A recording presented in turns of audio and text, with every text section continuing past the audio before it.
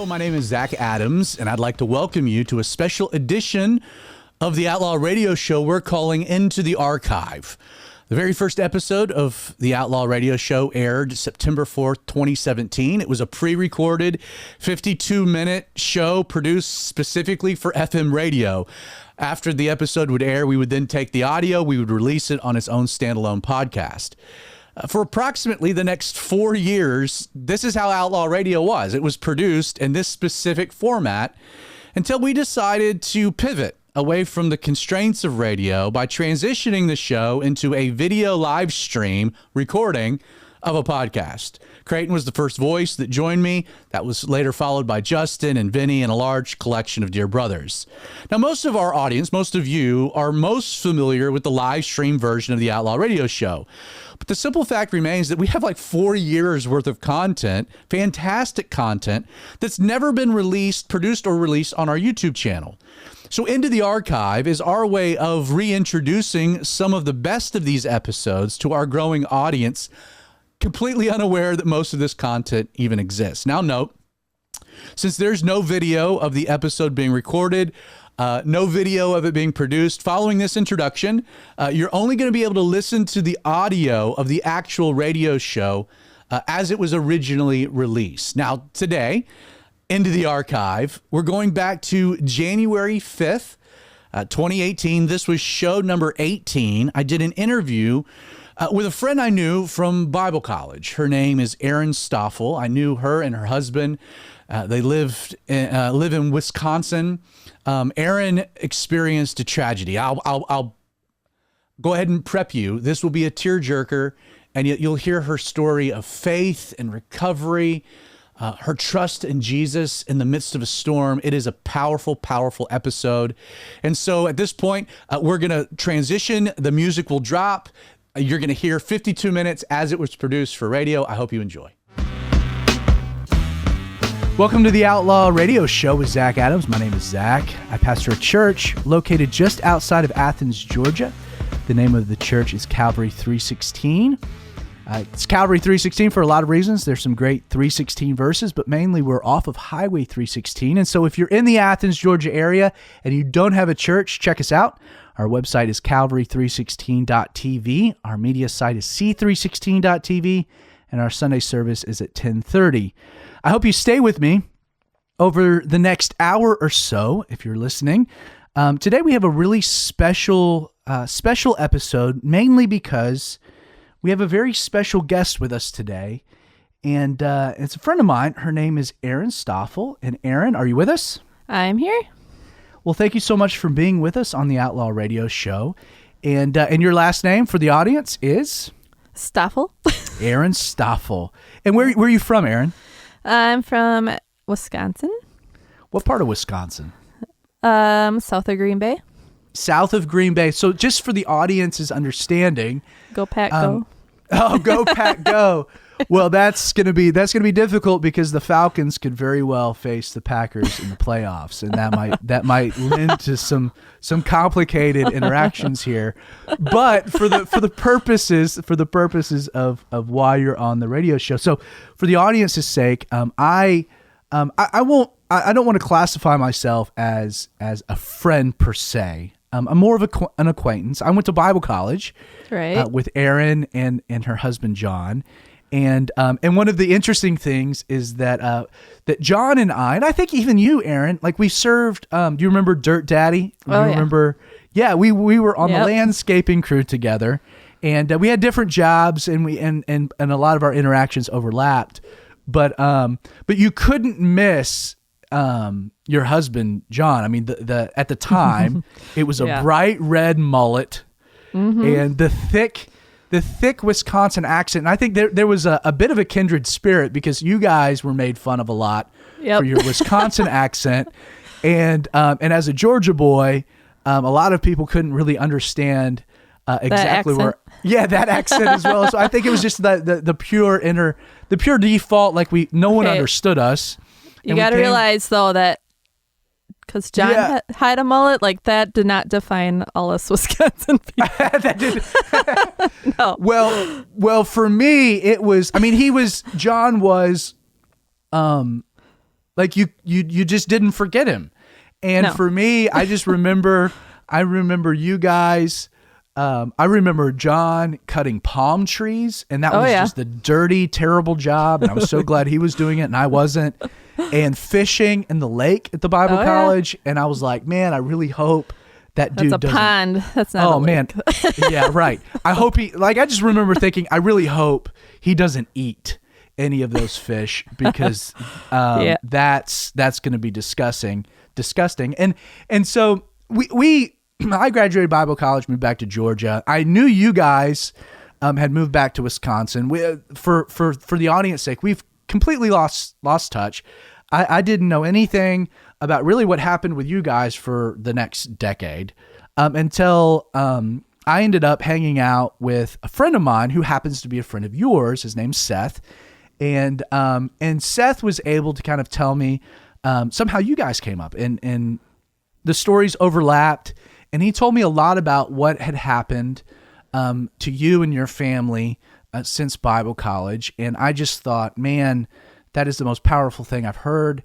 And that really moves me. And I've got to have Erin on the show. And so I know Seth is listening right now. I just want to thank Seth for making this possible, making this happen. I want to thank you for driving the hour and a half, almost 2 hours to come to Seth's studio so that we could record this episode. And for the sake of time, just kind of setting the stage here, like I want you to tell the audience just a little bit about how you and John originally met and kind of the events, because if I recall, you guys came to Bible college already a couple. Right. So tell me a little bit about how you and John met. Well, I was 16 years old and John was 17 when we met. We met in youth group. And I got saved in, gosh, I should know this. 2019. That would be the future, right? Yeah. 99. What church? So you guys met in youth group. What church was it? It was called Integrity Christian Center. So, and we just hung out with the same group of friends, and John was a very frugal person, if anybody knew him. And to the point, so we both lived in different cities that were neighboring cities, and he asked me if I would carpool with him to save for gas. And I'm like, so I was passing by pretty much right where he was. So we started carpooling to church, and we just got really close as friends and started dating. So he pulled the let's save gas Yes, trick. He did. Yeah. And it worked. It worked. Yeah. So he really wanted to save gas, though. So you guys are saving gas, going to youth group together. Yep. Continue the story. And we went to prom together, and I went to my rival school to his prom. And then so he graduated the year before I did. So he ended up going to Bible college the year before me. And I was still unsure about it. Like, I wanted to go to Bible college, but at the same time, it was in California, and Landon Churchill. Do you know him? Yes, I do. Okay. Yeah. He's the one that was encouraging us both to go before we're even dating, actually. So then after that, he went out there, and I went and visited him and Landon out there, and I just fell in love with the Bible college. I never heard the word taught that way, and just got me hungry for the word and for God, and such a different way. So I decided that I was going to go too. So when I graduated high school, we both went out there. So his first semester or my first semester was his third semester. What year? What year was this? This was 2001. Okay, right. Yeah. And then actually we got engaged like right after 9/11 happened. And I remember it was literally like 6 days after that happened. So I got engaged 3 months out of high school. And, wow. Right. Yeah. Got married the following year, following August. And then I didn't finish Bible college.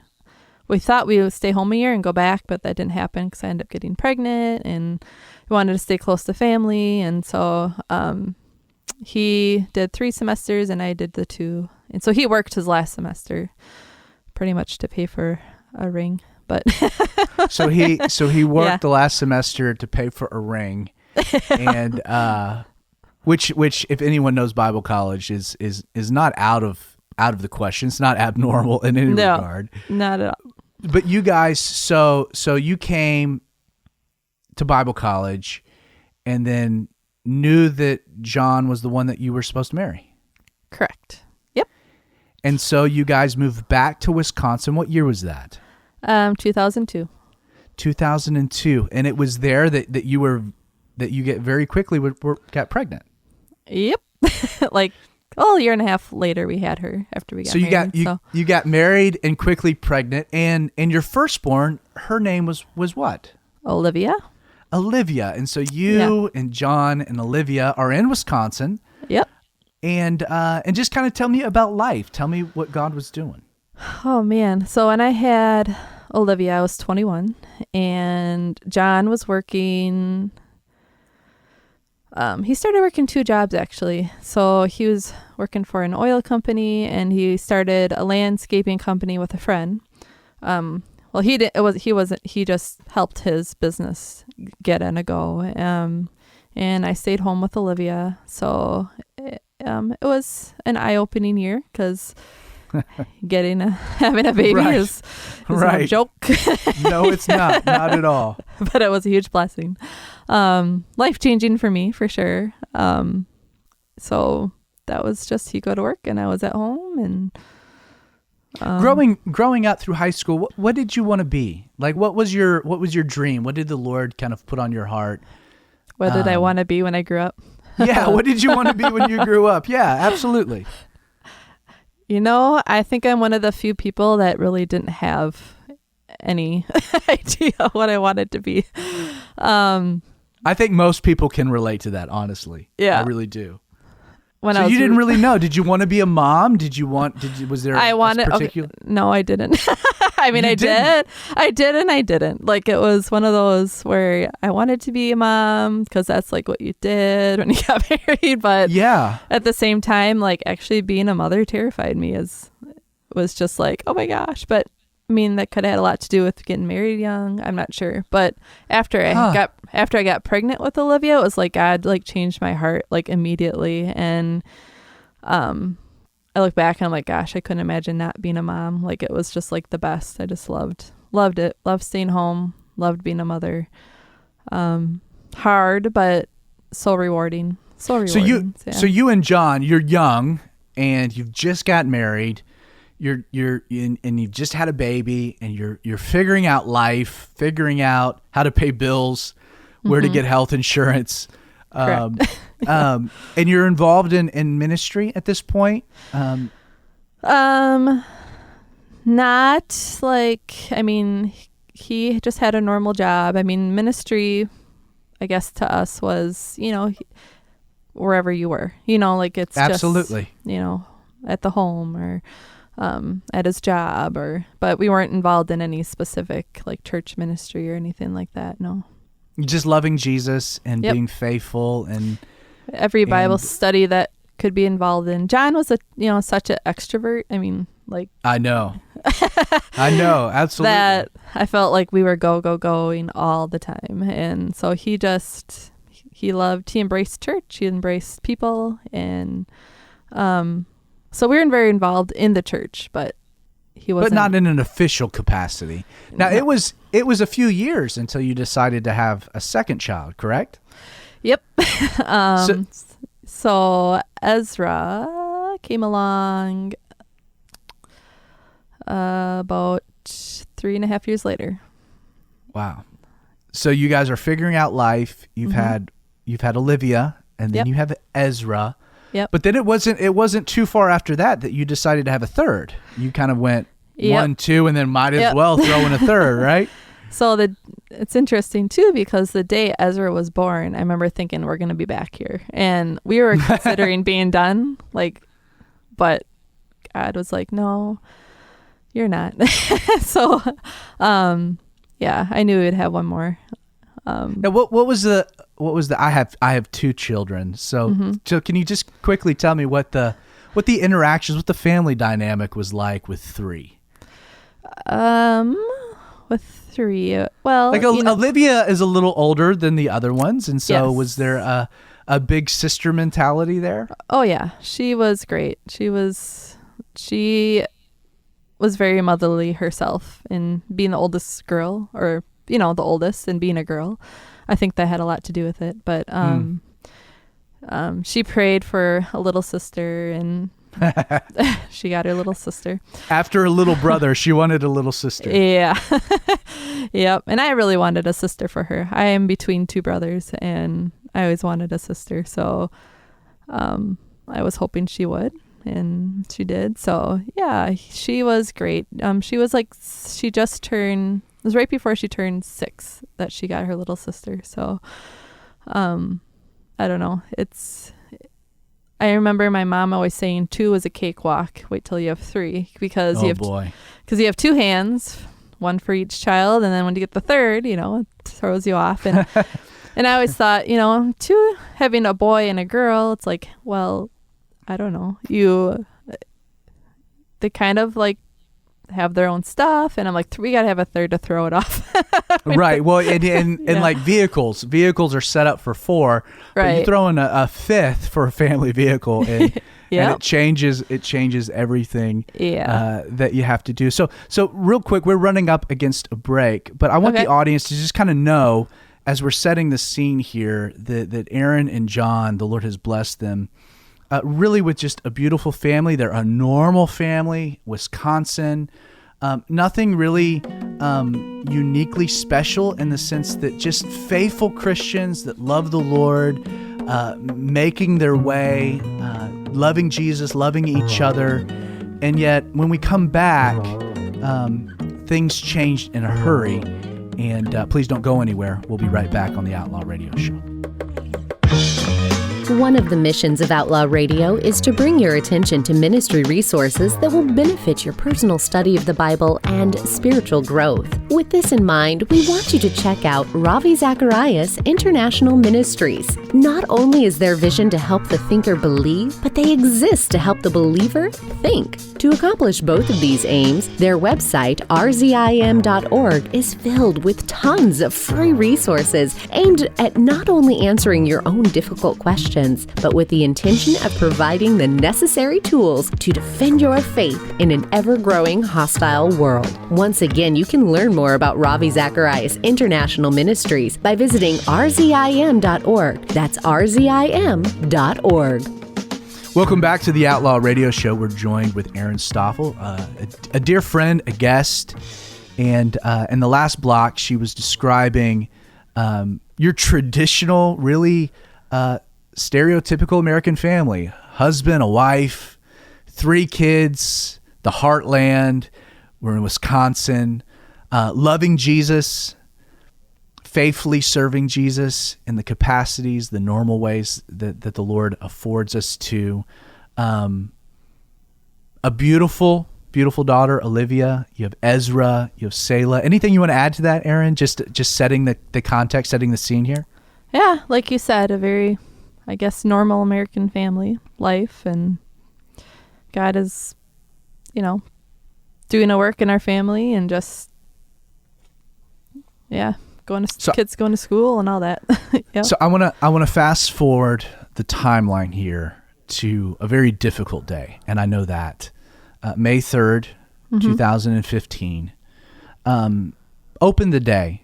It's a Sunday, correct? Yes. So explain to me kind of the day. Okay. Well, we got ready and went to church that morning, and it was a beautiful day, actually, very beautiful. The kids, 2 younger kids, went to Sunday school, and John and I and Olivia went to church service. And I remember actually having a moment where I was between John and Olivia, and I was looking up at John and just thanking God for him, and then looking down at Olivia and thanking God for her. And I don't know where that spurred from, but I just remember we were just worshiping and just feeling super blessed at that moment. And then after church, John actually had a family event going on, and I had to work worked at the Y. And so he went to the family event. I went to the Y for a couple hours, and then we came back home.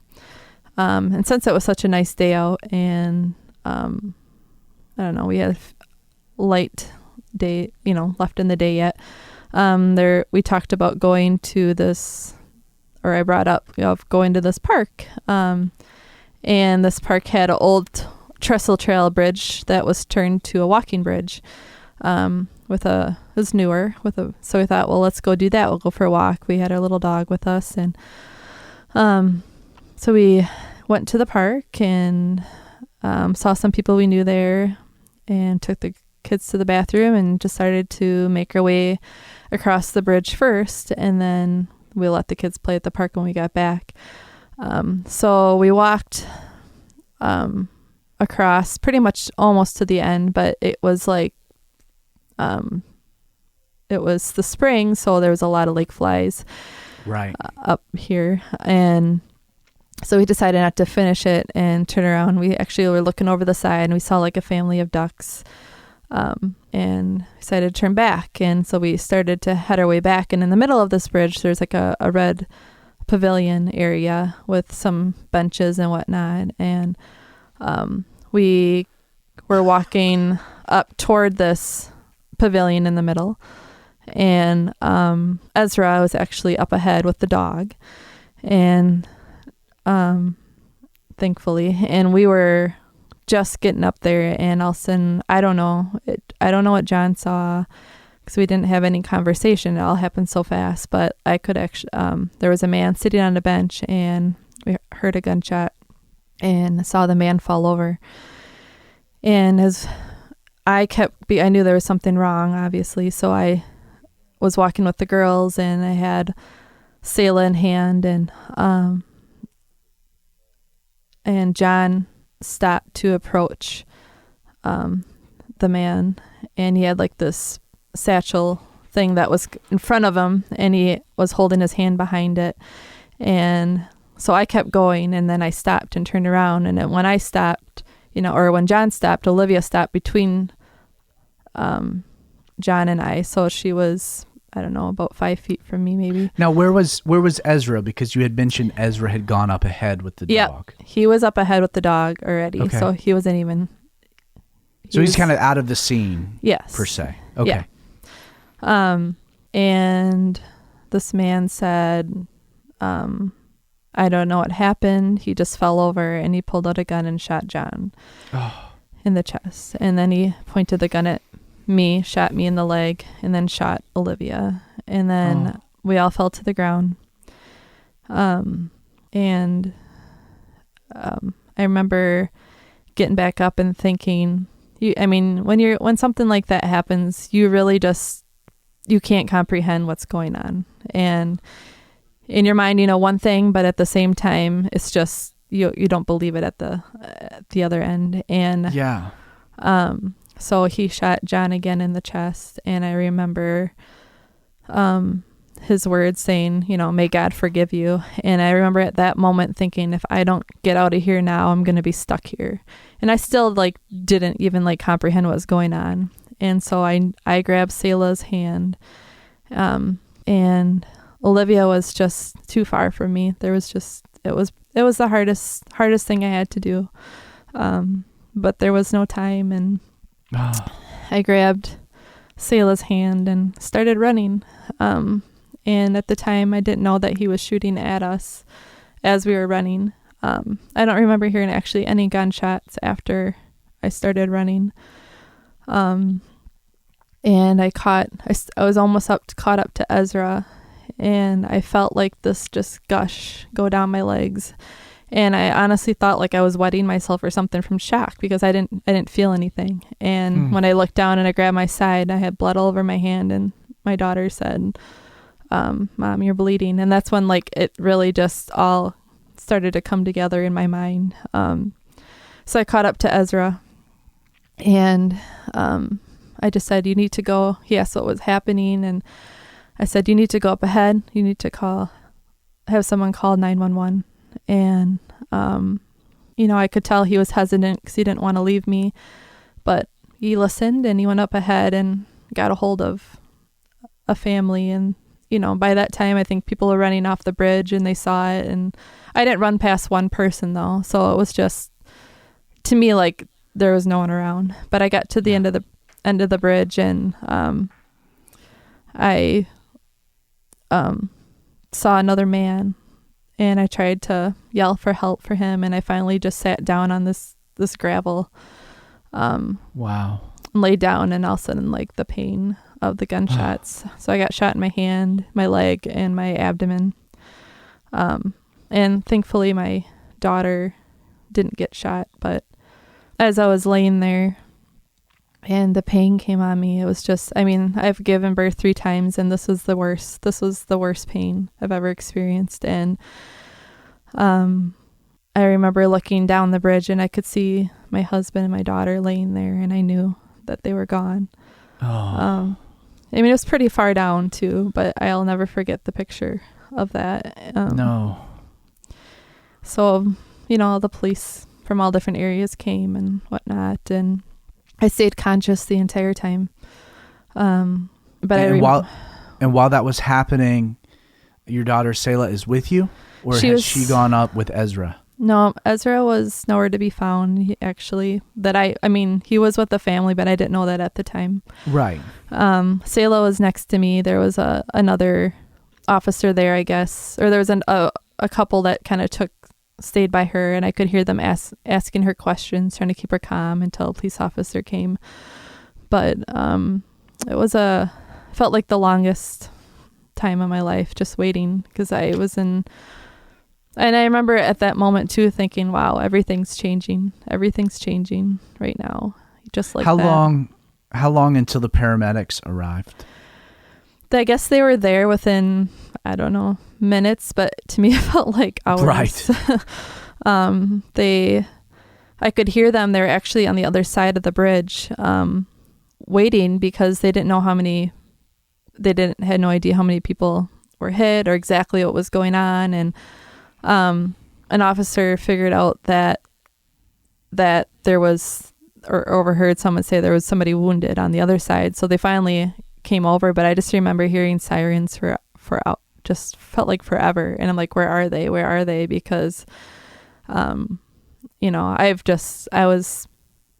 was just unbearable, the pain that I felt. But let me ask, and you don't have to answer this, but the way that you're articulating the scene is, it seems that as you're laying there dealing with your own physical wounds, that there was also you were also dealing with some major emotional ones. Knowing, at that point, did you know what had happened, in the sense of, like, I know you didn't know all of the things, but as far as John and Olivia, it sounds like from the scene. Yeah. You know what happened, but honestly, like in that moment, nothing seems real.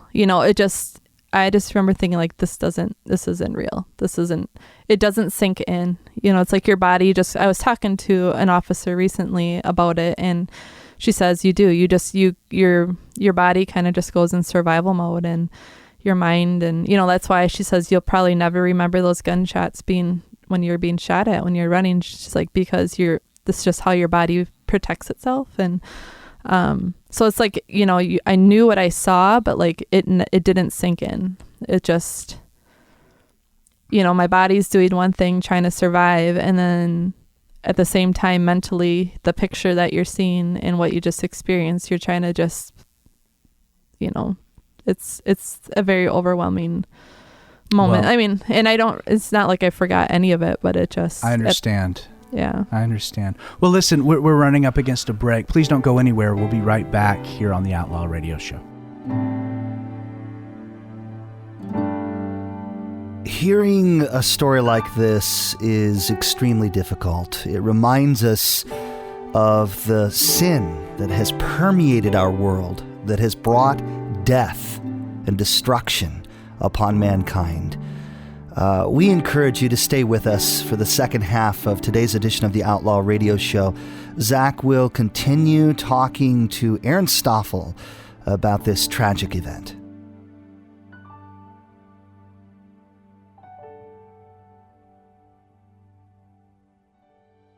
Thanks again for joining us for this somber edition of the Outlaw Radio Show with Zach Adams.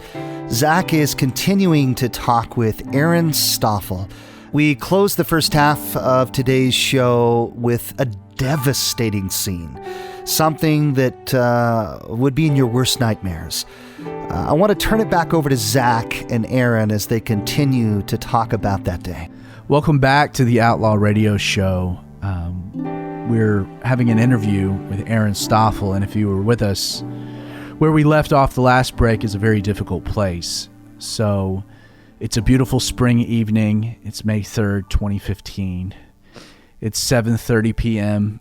John and his wife, Erin, their 3 young children, are enjoying a quiet stroll across a bridge. And then tragedy strikes out of the blue. John is shot twice in the chest. Yeah. Olivia, Erin's daughter, is also struck. Erin is shot, and correct me if I'm wrong, 3 times. Is that correct? Yeah. And she's taken her 2 other children to safety to try to get off the bridge. Part of the story is that I guess let me take one step back. Now that everything's been litigated, everything's been investigated, though in the moment you're blindsided. You have no idea what's going on. Right. From retrospect, like what actually happened that day from what you know? Like what really took place? Like for the audience, most of my audience has no idea. They're not from the local area. They don't realize. Oh, sure. So there was a shooter. Yep. There was a shooter, and he he wasn't, after any of us. We just happened to be in the wrong spot at the wrong time.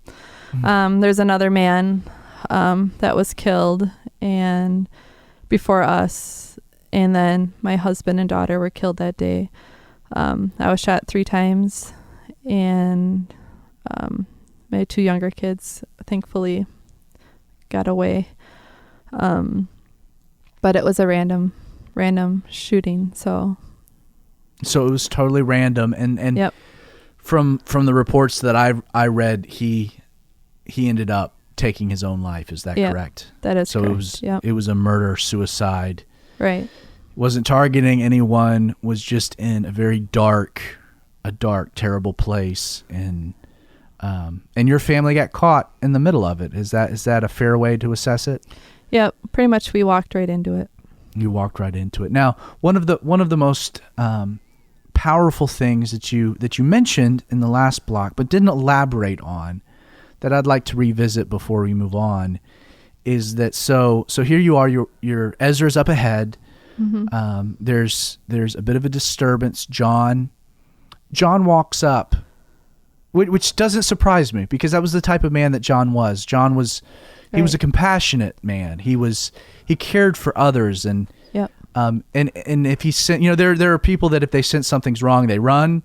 And John was the type of guy that if he sensed something was wrong, he wanted to be part of a solution. Right. And so his natural inclination was to move forward and to see what was going on, how he could remedy it. Correct? Correct. Yeah. Yeah. And, we didn't have any conversation what was going on, but yeah, that would be John's. That was John. Yeah. That was John, absolutely. And the little I knew of him, that doesn't surprise me in the slightest. And then he gets shot once. He was actually shot 7 times, and Olivia was shot 3 times. And Olivia was shot. Yeah. Mm. And in the process of it, you had mentioned hearing something that John said. I guess it was his final words. Yeah. What did he say? Well, the final words that I heard him say, and it was, "May God," he said it to the shooter. He said, "May God forgive you." And that was the last thing I heard him say. Wow. How powerful. And that doesn't surprise you about your husband, does it? No, not at all. No. I remember waking up. I was in intensive care, and that first week is quite blurry for me, but I remember waking up and seeing some of his family members, and I remember just trying, almost, I'm trying to comfort them. I couldn't talk. I had a breathing tube, but like I remember reaching around, grabbing their hands and just, hurting along with them. But I still wanted them to know because what he said, I thought, would bring comfort to them, just to know where John's heart was at. And so I, tried telling him by writing it, but I was on a lot of medication. So, and that actually what ended up being part of several news outlets actually misconstrued. Yep. What you had said, correct? Yeah. Well, I wasn't like telling his last words exactly. I was just saying he forgave the shooter, and so that got a lot of. And some people, I guess some people had like took it to say that he was telling you to forgive the shooter, but in actuality, he was saying it the to one. him. Yeah, he was the one forgiving. How powerful. Yeah.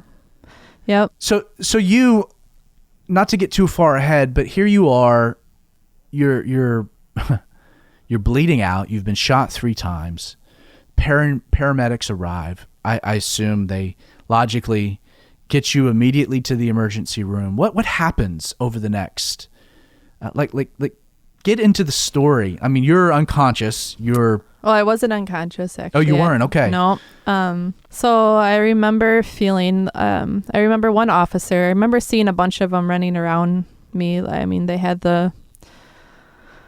police officer with these shields, and I just, like, this is like what's going on. And I guess they had 2 vehicles, police vehicles, because they didn't, they were assessing, they don't even know exactly what's going on themselves. So 2 police vehicles to shield me, and an officer came and that was tending to me. I remember just begging her to knock me out. Like, can you punch me in the face? And oh man. I'm like, can you do something? And it was like every person I saw was like, well, can you put me out? Because I mean, that's how bad it was. I mean, like, the pain was just unbearable. And they brought me into the ambulance, and I remember that was just horrible in itself, thinking like, this is the worst. I don't think I got these things figured out yet. Like, this is all going through my mind.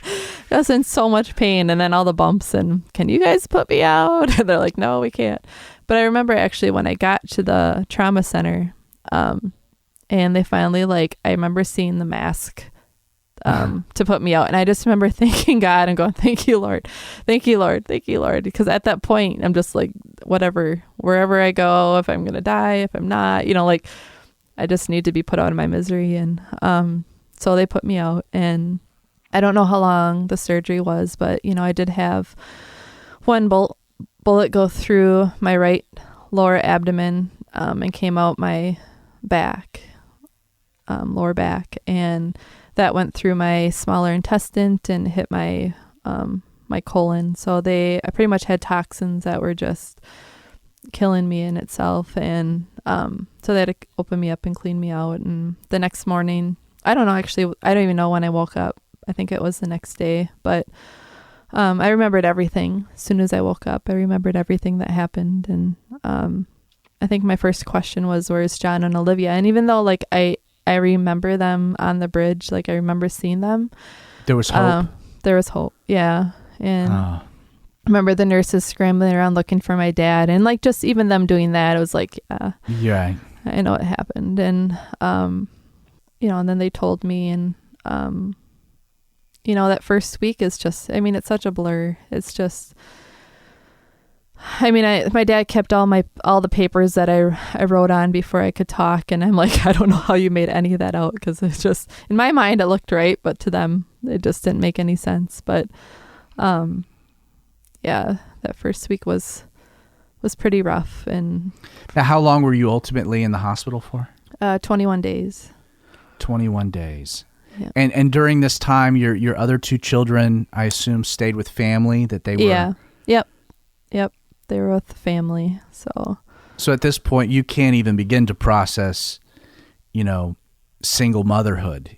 You're just in a fight for your own survival. Yeah, I do remember thinking at one point, wow, it's just me, and my 2 kids now. Like, I remember thinking that, like, just, I had a moment of it, and it was just brief, but just almost part of the shock, just going, this is how it's going to be now, This the new context. Yep. Yeah. Well, there's a lot more to this story, and would you mind staying over for one more block? Yep. Well, listen, please don't go anywhere. You're listening to the Outlaw Radio Show live. We're with Erin Stoffel. So delighted that she's with us, and we'll wrap her story up when we return. This is Josh. You're listening to the Outlaw Radio Show with Zach Adams. And again, today's edition of this program is quite a bit different than the norm of what you're used to hearing. We are listening to a difficult story right now from Erin Stoffel. Thus far, Erin has lost her husband, John, and her daughter, Olivia, again, to a deranged lunatic who eventually killed himself. And Erin has just come to from being sedated at the hospital and learned of this loss. We encourage you to keep the Stoffel family in your prayers, and do stick with us. We're going to turn this back over to Pastor Zach and Erin. Welcome back to the Outlaw Radio Show. This is a heavy episode discussing just something that's just radical, and that's the story of Erin Stoffel and her husband John and daughter Olivia, and how they were indiscriminately caught up in just a tragedy. And Jesus tells us that that we're in the world, we're not of the world, but he doesn't promise that we would be immune to just the natural things that happen in a fallen world marred by sin, and that even good people experience incredible hardship. And while today we know that John and Olivia are with Jesus and they're in a much better place, the heartache, the pain of those that remain is very palpable. And to try to wrap your brain around what Erin, a loving wife, a loving mother, what she was going through, trying to cope with the reality, her new context. I don't think that that's something any of us can really wrap our brains around. And so, Erin, I want to ask that as you're processing now this. You're not only healing from your physical wounds, but now you're dealing with just the real emotional and just the brutal reality of a new context. Can you kind of tell us about that process? Yeah, I remember specifically. So after I was in the ICU for a week, I remember them moving me up to the 6th floor, which is like an after surgery medical floor. And I remember being very fearful of that. I was very protected. This was all over the news, nationwide, even in different countries. And I just remember like having fear of moving anywhere else because I was so protected in there.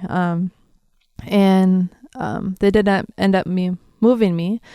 And then the next thing I remember facing was the first time the funerals were brought up. And I remember just thinking, oh my gosh, Lord, what are you asking me to do? To bury my husband and my daughter? Like it just I think that's like the first time it really hit me hard, was that overwhelming thought of burying my two people, my husband and daughter. I can't imagine. Yeah. And I had a lot of anxiety. I remember one night I just couldn't sleep, and my parents were trading off staying with me in the hospital, and I was trying to wake up my dad. I couldn't find my button for my bed to call a nurse, and I couldn't sleep, and I was just having a lot of anxiety. And I actually like got up because he's been busy. He's going through it emotionally and just preparing everything. He was taking on a lot. So he was just out of it, exhausted. And so I got up, unplugged myself from a wall. No way. Yeah. Wow. And I could barely walk at this point, but I'm like, I need help, I couldn't find my button. There was nothing to push to call a nurse. And I actually had a security guard outside my door 24/7 too. So I'm... they have those, I forget what those poles are called that hold all your bags. Right. So I'm pulling that thing along, and I go to the door, and I peek out, and I never really talked to the security guards outside the door, and I poke my head out. I'm like, hey, can you find a nurse? So I think I scared him.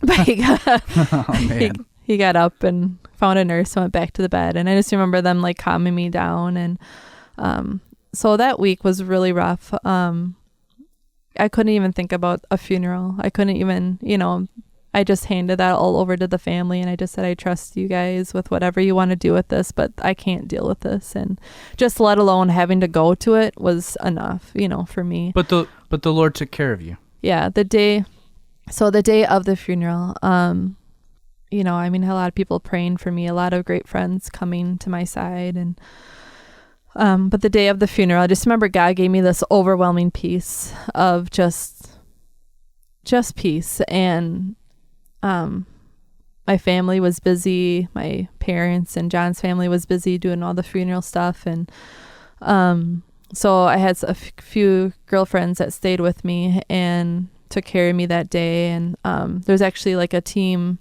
that my surgeon, he had a team that, cause I couldn't sit in a car, and it was this battle of like, am I going to go to the funeral? Like, can I not? Cause, I was having I was in, bad shape. And, but in my mind, as much as I didn't want to go, I'm like, how can I not go? And so they took me on a stretcher and they took me in another ambulance to the funeral. And, there was just so many people there. And, all I could do was pretty much go to the funeral and leave. I couldn't do anything else. And I remember being pushed down in a wheelchair to the front with my two kids on each side. And I remember just seeing both of those caskets, just like one on each side of me, looking there.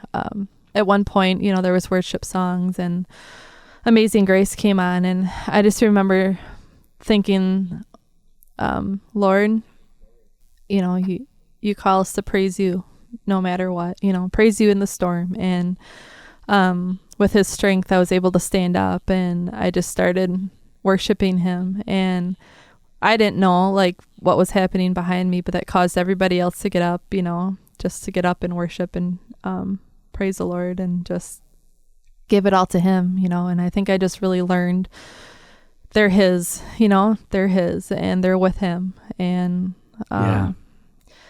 so then after the funeral, and then the next morning was the burial, and then the following Saturday, or that same week, that Saturday, John was actually supposed to be a best man in a wedding, and I was in the wedding too. And I remember sitting in the bed, hospital bed, and just buried my husband and daughter. And I remember thinking, wow, their life is starting, and my life has just, completely, just feeling completely broken, spiritually, physically, mentally.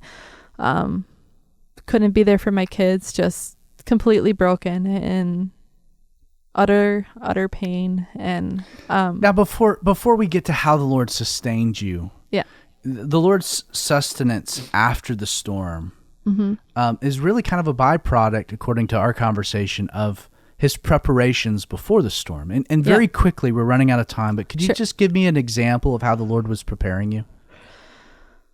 So many ways he was preparing me, but I specifically remember probably about a month after this, or 2 months after this happened, John mentioned to me he would go to this men's study. That's kind of like an accountability Bible study group that he started at a friend's house. And he came home one night and he's just like, Erin, the Lord's put it on my heart to pray for you. There's going to be change in your life. I don't know what it is, but I just know there's going to be change in your life. So he was praying for me for this already. And that's unbelievable. Yeah. Like he didn't, it's just, and I remember that came back to me. There's just, just so many things, that God was doing in my heart, even, just creating me for who I am to be, this type of purpose.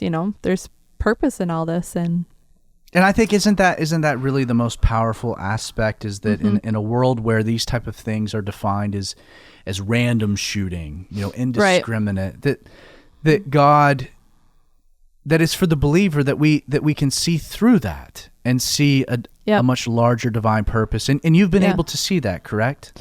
Yeah. My questions always, the 3 questions I had were, why so public? Why this way?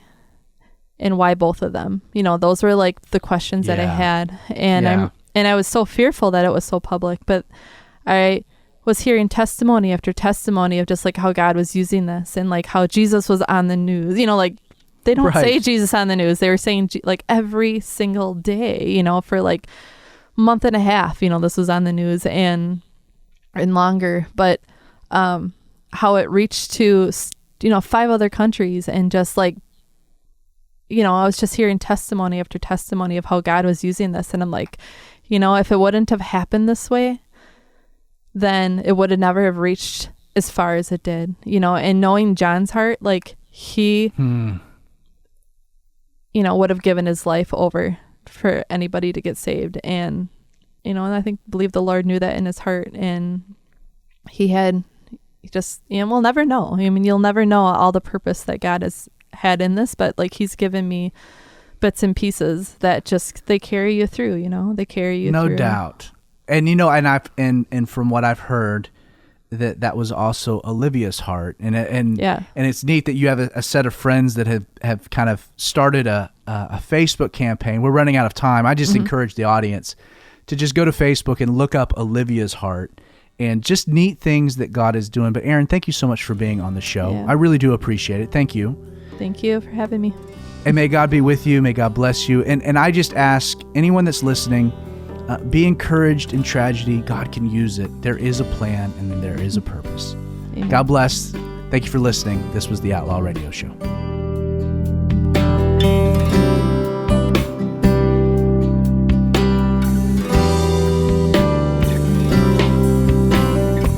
This is Josh. You've been listening to the Outlaw Radio Show with Zach Adams. And as you've gathered, today's edition is quite the departure from what you're used to hearing on this program.